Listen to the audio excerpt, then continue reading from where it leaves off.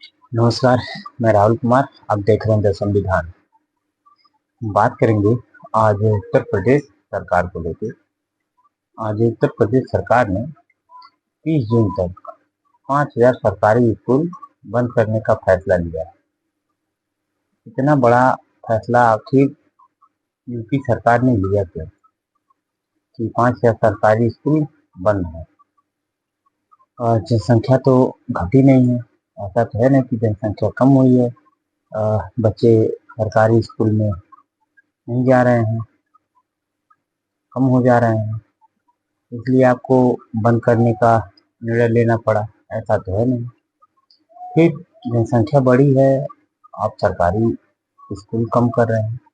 कारण आप देखेंगे सरकारी, हम पहले बात करते हैं सरकारी स्कूल के हालातों के बारे में कि जो सरकारी स्कूल है वह किन हालातों में है।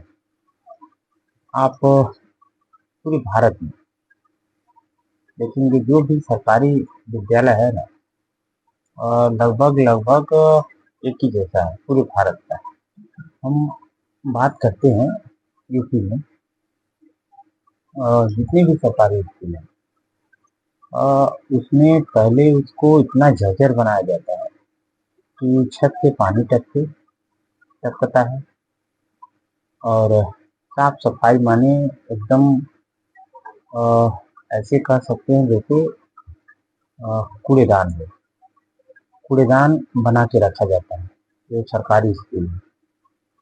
आज भी बच्चे उसमें, जो सरकारी स्कूल है, आज भी उसमें बच्चे चटाई पे बैठते हैं, और चटाई क्या पता कभी धुली जाती होगी या नहीं। हमें तो नहीं लगता वो कभी धुली जाती होगी। तो बच्चे अपने घर से अ, बोरी ले जाते हैं, उस पे बैठते हैं। आज भी ये हालात है सरकारी स्कूल का। गरीब से, और उसमें पढ़ते कौन से लोग हैं सरकारी स्कूल में? आप देखेंगे उसमें पढ़ते किसके घर के बच्चे हैं? जितने गरीब तबका है, इनके ही बच्चे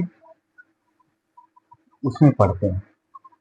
तो आप उसे ही बंद कर रहे हैं। इसको बंद करने के पीछे रीजन क्या हो सकता है? क्या कारण हुआ जो ये बंद करना पड़ा है? मेन कारण है आप प्राइवेट स्कूलों को बढ़ावा दे रहे हैं। जो बाप शाम को रोटी भोजन का केवल केवल हिसाब हो पाता है, सुबह कैसे बनेगा या सुबह सोचना पड़ता है, वो लोग कैसे अपने बच्चे को प्राइवेट स्कूल में भेजेंगे? ये आप खुद सोचिए। ये पूरे भारत की यही हालात है। अगर जो सरकारी स्कूल में बच्चे नहीं जा रहे हैं, तो आप अपने सिस्टम को सुधारिए। आपको अपने सिस्टम में सुधार करना पड़ेगा। ऐसा तो है नहीं कि बच्चे कम हुए हैं, जनसंख्या कम हुई है, जनसंख्या बढ़ी है, आप अपना स्कूल बंद कर रहे हैं। या तो आप प्राइवेट स्कूलों को बढ़ावा दे रहे हैं, या तो आप ये सोच रहे हैं कि बच्चे पढ़े ही ना। कहीं ना कहीं यही मकसद है, क्योंकि जो गरीब तबका है, जो किसी तरीके से शाम को भोजन के लिए अ, पैसा जुटा पाता है, वो अपने बच्चे को प्राइवेट में नहीं भेज पाएगा। आप इस चीज को मानिए। आप उस गली मोहल्ले में जाइए, देखिए आज भी बद से बदतर हालात है। उनके बच्चे प्राइवेट स्कूल में नहीं जा पाएंगे आज भी। तो आप कहीं ना कहीं उनके भविष्य पे, उनके जीवन पे ताला मारने का काम किए हैं सरकारी स्कूल बंद करके। आप कह रहे हैं कि बच्चे कम हो गए हैं। कम हुए क्यों हैं? आपने कभी सोचा? आपने कभी जाना? कि बच्चे कम हुए क्या? किसी भी मोहल्ले में जाइए, आज भी गरीब तबका, आज भी एससी एसटी ओबीसी के बच्चे हाल तक हैं जो शिक्षा से वंचित हैं। आप इस चीज को मानिए। आप किसी भी मोहल्ले में, एसटी वालों के किसी भी मोहल्ले में आप चले जाइए, जिनका भविष्य किताबों में है होता, आज उनके बच्चे आज जाके मजदूरी कर रहे हैं उस उम्र में, 12-13 साल के बच्चे। आप उनका भविष्य क्या तैयार कर रहे हैं? सरकारी स्कूल बंद कर, आज उसी स्कूल का मास्टर 70,000 50,000 तनख्वाह लेके अपने बच्चे को सुबह ले जाएगा, प्राइवेट स्कूल में दाखिला कराएगा और उसको उसमें छोड़ के आएगा और अपने आप इस स्कूल में बैठ के गुटखा पान सुपारी चबाते हैं। आप उनको मजबूत करिए, उनको आप सिस्टम को अपनी सुधारिए। हर गांव में बच्चे हैं, आप इस चीज को मानिए। आप प्राइवेट स्कूल को बढ़ावा मत दीजिए।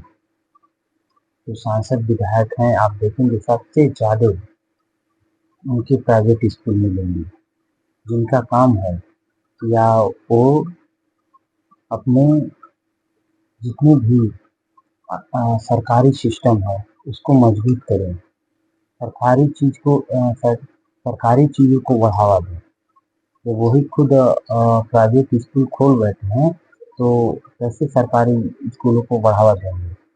कभी नहीं देंगे, कभी नहीं चाहेंगे कि बच्चे सरकारी स्कूल में जाएं। अगर जो सरकारी स्कूल में बच्चे जाएंगे तो उनका जो कॉलेज बना है, स्कूल बनवाए हैं, कैसे चलेगा? आप इसको शिक्षा को आप बिजनेस मत बनाइए।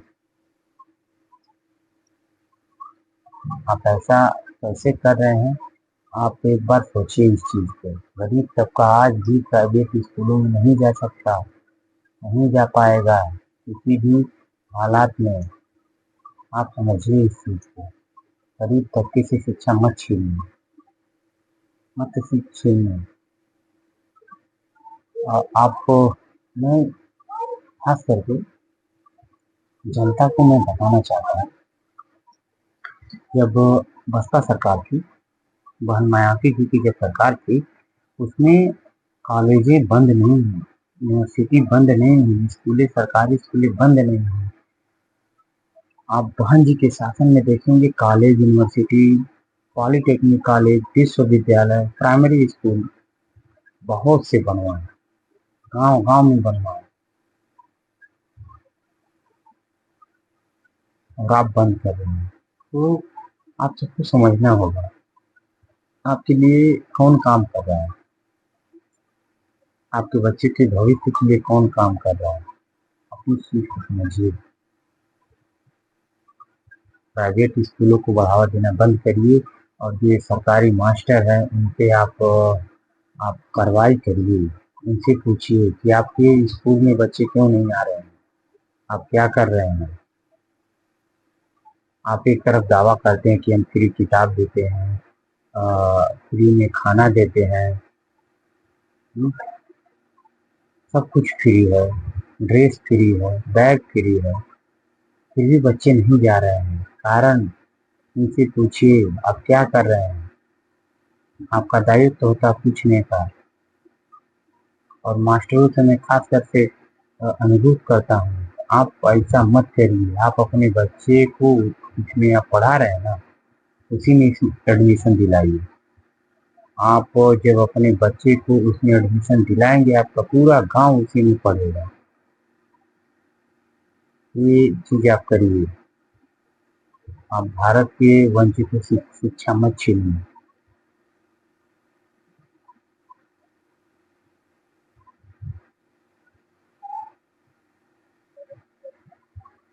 ऐसा आप नहीं कर सकते। आज भी जाइए दलितों के मोहल्ला में देखिए, एससी एसटी वालों के मोहल्ला में देखिए, आज भी बच्चे शिक्षा से बहुत दूर हैं। अब विश्व गुरु बनाएंगे, कैसे बनाएंगे? नहीं बना पाएंगे। आपको समझना पड़ेगा। जब तक हर एक नागरिक तक आपकी सुविधा नहीं पहुंचेगी, आपका किसी भी योजना का कोई भी महत्व नहीं होता है जब तक आम आदमी तक नहीं पहुंचता है।